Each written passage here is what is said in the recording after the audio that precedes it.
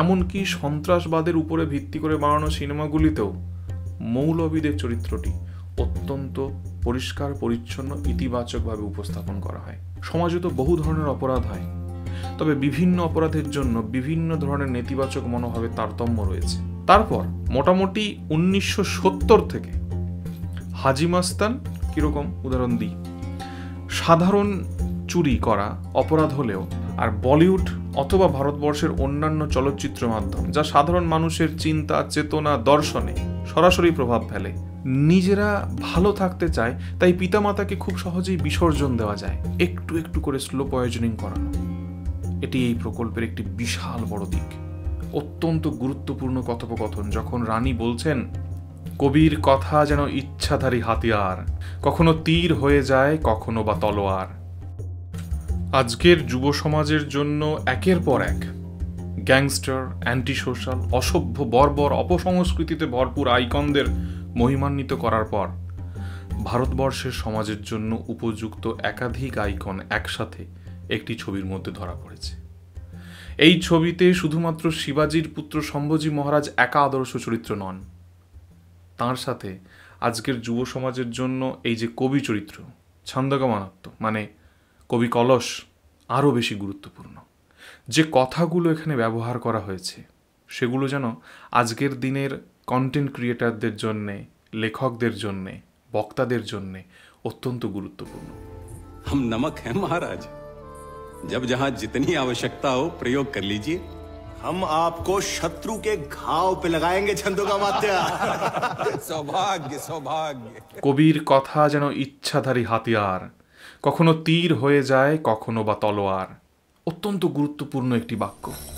इनके शब्द इच्छाधारी हथियार हैं, कभी तीर बन जाते हैं, कभी तलवार। মহারাজের যখন উপলব্ধি হচ্ছে কবি লবণ নয়, চন্দনের তিলক। हमने कहा था हम नमक है महाराज, तुम नमक नहीं चंदन हो कभी, तुम तिलक हमारे माथे का। একজন সম্রাটের মাথায় করে রাখার, সব থেকে শ্রদ্ধার জায়গায় রাখার ব্যক্তি হলেন কবি, লেখক, দার্শনিক। যে সাম্রাজ্য তার দার্শনিকদের, শিক্ষিতদের, কবিদের, সাহিত্যিকদের শ্রদ্ধার জায়গায় রাখে না, সেখানকার নাগরিকরা, সৈনিকরা ভেতর থেকে ফোঁপড়া হয়। কোনো রাষ্ট্র বা সাম্রাজ্যের নাগরিক এবং সৈনিকদের যদি রাষ্ট্রের জন্য একনিষ্ঠ এবং নিবেদিত না রাখা যায়, তাহলে সেই রাষ্ট্র বা সাম্রাজ্য স্থবির হয়ে পড়ে এবং তার বিনাশ নিশ্চিত। একজন স্ত্রী কেমন হবেন তা ফুটিয়ে তোলা হয়েছে শম্ভুজি মহারাজের পত্নী চরিত্রের মাধ্যমে। प्रश्न पूछने से पहले ही उत्तर कैसे दे देती हैं आप? क्योंकि हम सिर्फ आपकी धर्मपत्नी नहीं, श्री सखी भी है। অত্যন্ত গুরুত্বপূর্ণ কথোপকথন যখন রানী বলছেন, যুদ্ধ থেকে ফেরার পরে যখন সব রানী অভিমান করতে ব্যস্ত থাকে, তখন আমি আপনার সাথে এত হেসে হেসে কথা বলছি। और एक हम हैं जो बस मुस्कुराए जा रहे हैं। একটি যুদ্ধ কাটিয়ে আসার পরে আবার একটি যুদ্ধ কি ভালো লাগে? जो लड़ाई खत्म करके आया हो उसे घर लौटते ही लड़ाई के मैदान में उतरना सही होगा? একজন সাধারণ পুরুষ, মহাপুরুষ তখনই তৈরি হয় যখন তার পিছনে একজন স্ত্রীর সেই মানসিক বল দেওয়ার ইচ্ছাটা থাকে। শম্ভুজি শেষ পর্যন্ত বীভৎস যন্ত্রণা নিয়ে মারা যান এবং চলচ্চিত্র সেখানেই শেষ হয়। তাহলে কি এটা হেরে যাওয়ার ছবি? না, এটা সেই সমস্ত প্রতিদিন হেরে যাওয়া মানুষদের জন্য তৈরি করা ছবি, যাদেরকে শেখানো হয় যত যন্ত্রণাই আসুক, স্বপ্নের জন্য, দর্শনের জন্য, জীবনের লক্ষ্যের জন্য মৃত্যু, যন্ত্রণা, হার কোনো কিছুর কাছেই মাথা নত করতে নেই। तुम्हारे जिस्म से तुम्हारी रूह निकालने से पहले एक सवाल का जवाब चाहते हैं। क्या है ये स्वराज जिसके लिए तुम अपनी जान देना चाहते हो? শেষের দৃশ্য যখন দেখা যায় শম্ভুজির ওপর প্রবল অত্যাচার চলছে, তখনও তার জীবনের সব থেকে কাছের মানুষজন কতটা কঠিন, কতটা কঠোর মনোবল নিয়ে তাকে শক্তি জুগিয়ে চলেছেন।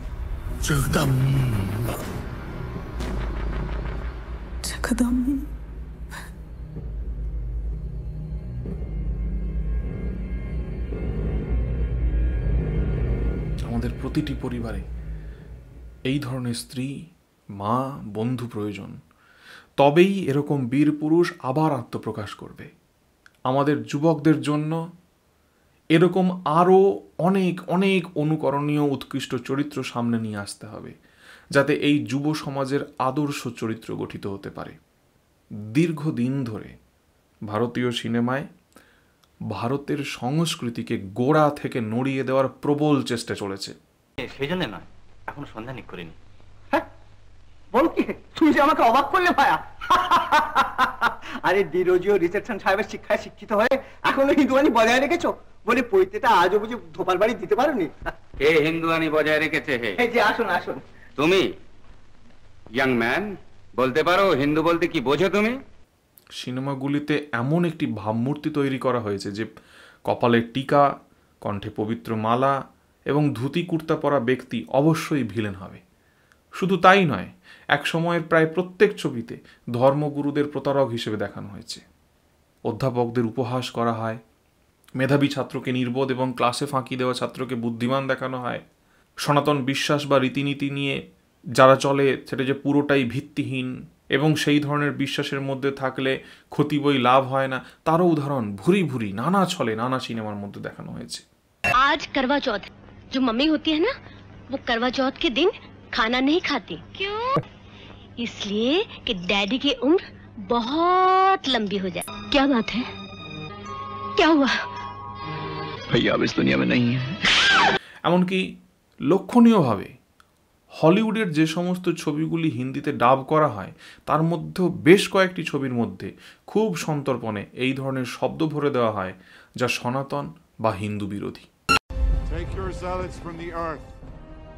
End your assault on my world. Never come back. अपने काफिरों को इस पृथ्वी से दूर ले जाओ। मेरी दुनिया पर अपने हमले बंद करो। कभी বেশ কয়েক দশক ধরে অত্যন্ত সন্তর্পণে এসব ধারণা আমাদের মস্তিষ্কে ঢুকিয়ে দেওয়া হয়েছে। ভিলেন মাত্রই তিনি কালী, শিব বা কৃষ্ণের ভক্ত হবেন। मेरा नाम है महाकाल, काली का पुजारी हूं मैं। लिबास भी काला, धंधा भी काला, और दुश्मनों को जो कफन पहनाता हूं वो भी काला। एक बात हमारी भी सुनते जाओ काली के पुजारी।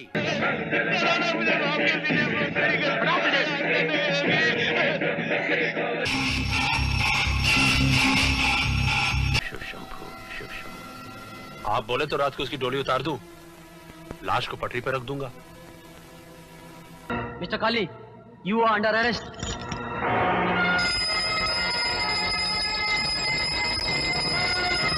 শিক্ষার্থীদের মধ্যে শ্রদ্ধা ভক্তি থাকা মানে সে অবশ্যই একটি কমিক ক্যারেক্টার।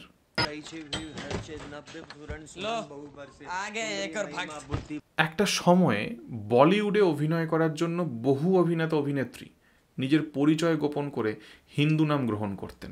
বহুজন রয়েছেন এই মুহূর্তে যাদের নাম মনে পড়ছে, যেমন দিলীপ কুমার, মূল নাম মোহাম্মদ ইউসুফ খান। 1944 থেকে 1998 পর্যন্ত ইনি সক্রিয় ছিলেন। মধুবালা, মূল নাম মুমতাজ জাহান বেগম দেহলভি। মীনা কুমারী, মহাজবিন বানু মূল নাম তার।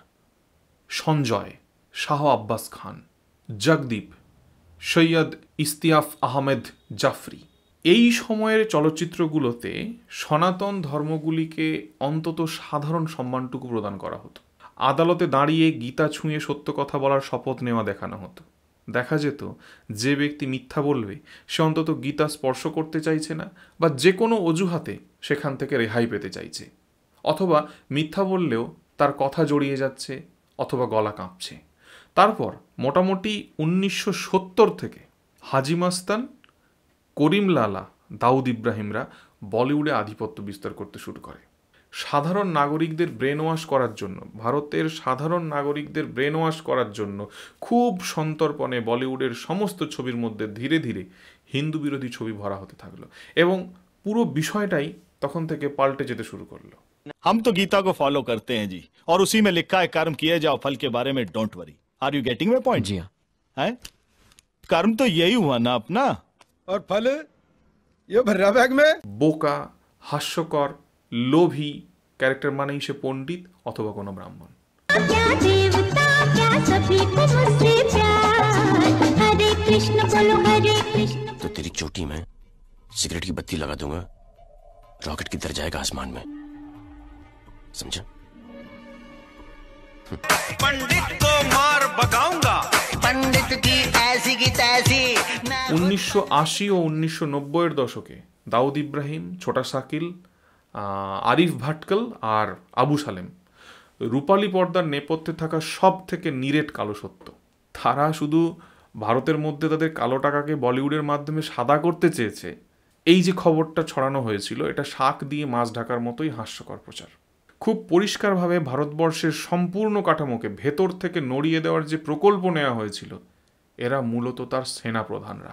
1993 মুম্বাই ব্লাস্ট অথবা সারা ভারতবর্ষ জুড়ে প্রচুর জাল নোট ছড়াছড়ি, এই সমস্ত কিছুই ভারতবর্ষের কাঠামোকে নাড়িয়ে দেওয়ার প্রকল্পের অংশ মাত্র।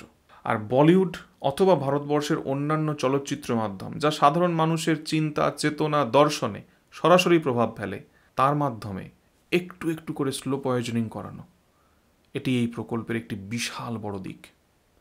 ভারতীয় সংস্কৃতির ভিত্তি ছিল পিতামাতা, পরিবার, সমাজ, কুল, বংশ, রাষ্ট্রের প্রতি অগাধ আনুগত্য এবং সম্মান প্রদর্শন। রামায়ণ মহাভারত সেই মূল্যবোধের শিক্ষাই আপামর জনজাতির মধ্যে দেওয়ার আপ্রাণ চেষ্টা করে গিয়েছে। কিন্তু ভারতীয় সিনেমা মাধ্যম ধীরে ধীরে এক অদ্ভুত ছাঁচ তৈরি করল, যেখানে পিতামাতা, পরিবার নায়ক নায়িকার শত্রু হয়ে উঠল এবং তারা নিজেরা ভালো থাকতে চায়, তাই পিতামাতাকে খুব সহজেই বিসর্জন দেওয়া যায়, যা পুরোপুরি ভারতীয় সংস্কৃতির মূলে কুঠারাঘাত। একটি ছবি এই ছাঁচ ভেঙে বের হওয়ার চেষ্টা করেছিল। ছবিটির নাম অ্যানিমাল। অত্যন্ত ভায়োলেন্স রয়েছে ছবির মধ্যে, সেটিকে গ্রহণযোগ্যতা দেওয়া হচ্ছে না, কিন্তু বুঝতে হবে বহু ভায়োলেন্সের সীমা ছাড়িয়ে যাওয়া ছবি বিগত কয়েক দশক ধরে পরপর তৈরি হয়েছে, তাতে সমালোচকদের বিশেষ মাথা ব্যথা হয়নি।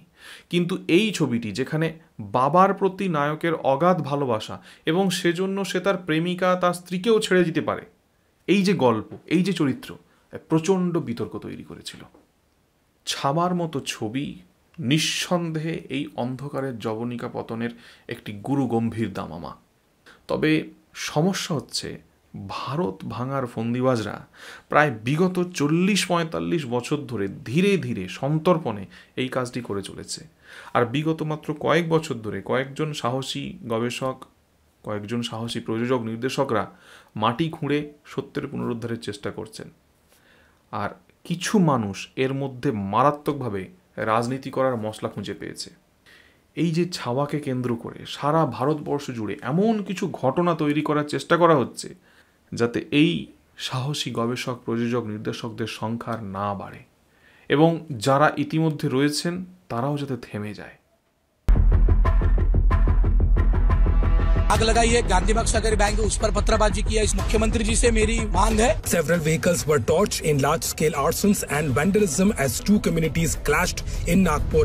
क्या आप जानते हैं कि विक्की कौशल और छावा इस हिंसा के लिए रिस्पॉन्सिबल है? तय किया हुआ सभी विषय हुआ था। सुबेरे का एक आंदोलन हुआ, उसके बाद गणेशपेट पुलिस स्टेशन के विषय हुआ और वो शांत हुआ। शाम को अभी मैं यहाँ सुबेरे 6-6:15 बजे आया हूँ। यानी 2 दुकान हिंदुओं के होंगे और उसके बीच में 2 दुकान मुस्लिम के होंगे, तो सिर्फ हिंदुओं के मकान में घुसे, मुस्लिम मतदारों को कुछ नहीं हुआ। वो दवाखाने के पास एक ठेला दिख रहा है, एक मुस्लिम बांधव का है, उसको कुछ नहीं हुआ। उसके बाजू में एक बूढ़ी माँ का ठेला था, वो टूट गया। ये डॉक्टर बंडू क्लिनिक, उसके घर तक, मंदिर तक, अंदर तक घुसे। छोटी बच्ची है 5 साल की। और पहले सब कैमरे टूटे, बाद में चुन कर वहां तक, उनके घर तक, उनके अंदर तलवार, ये सब दिख रहा है। पूरा वेल प्लान सारा विषय दिख रहा है। বুঝতে হবে 40, 45, 50 বছরের মধ্যে একাধিক প্রজন্ম পাল্টে গেছে। মানুষের ডিএনএর মধ্যে সনাতন বিরোধী চিন্তাভাবনা সিনেমার মতো একটি অত্যন্ত শক্তিশালী মাধ্যমের সাহায্যে খুব গভীরভাবে বসিয়ে দেওয়া সম্ভব হয়েছে। এই বিষবৃক্ষের শেকড় অনেক গভীর পর্যন্ত চলে গিয়েছে, তাকে এত সহজে উপড়ে ফেলা তো সম্ভব নয়। তাড়াহুড়ো করতে গেলে নোংরা রাজনীতির শিকার যে কাউকে যে কোনো সময় হতে পারে। গবেষণা চলতে থাকুক, সত্য ইতিহাস নিয়ে আরও অনেক লেখা, চলচ্চিত্র, তথ্যচিত্র তৈরি হোক। এই দীর্ঘকালীন বিষবিহ্বলতা থেকে ভারতবাসী আবার জেগে উঠুক, এই প্রার্থনাই রাখি। মনের জয়েই জয় হয়, মনের হারেই হার। বিনা যুদ্ধে হার মানে যে তাকে ধিক ধিক ধিক্কার। নেই যার কোনো স্বপ্ন তাকে ধিক্কার ধিক্কার। স্বপ্ন দেখার অধিকার জীবনের আসল অধিকার। আত্মজনদের জন্য যে আজ করতেই হবে কিছু, অক্ষত অমর স্বরাজ চাই, হঠিও না পিছু। এ মাটি তোমার রক্তে, পুত্র তুমি এই ভূমির। পায়ের তলায় ধুলো নয়, বালু নয়, সন্তান তুমি এ জমির। বাতাসে উড়িয়ে ভুলিয়ে দেওয়া সত্যিকে ধরো তুমি, ভুল মুছে ইতিহাসের মতো ইতিহাস লেখো তুমি। ওহে ভোরের ধ্রুব তারা, তুমি পরিবর্তনের এক তীব্র সারা। আধারের এ ক্ষণিকের আড়াল, ওপারেই তোমার অপেক্ষায় অনন্ত আনন্দ।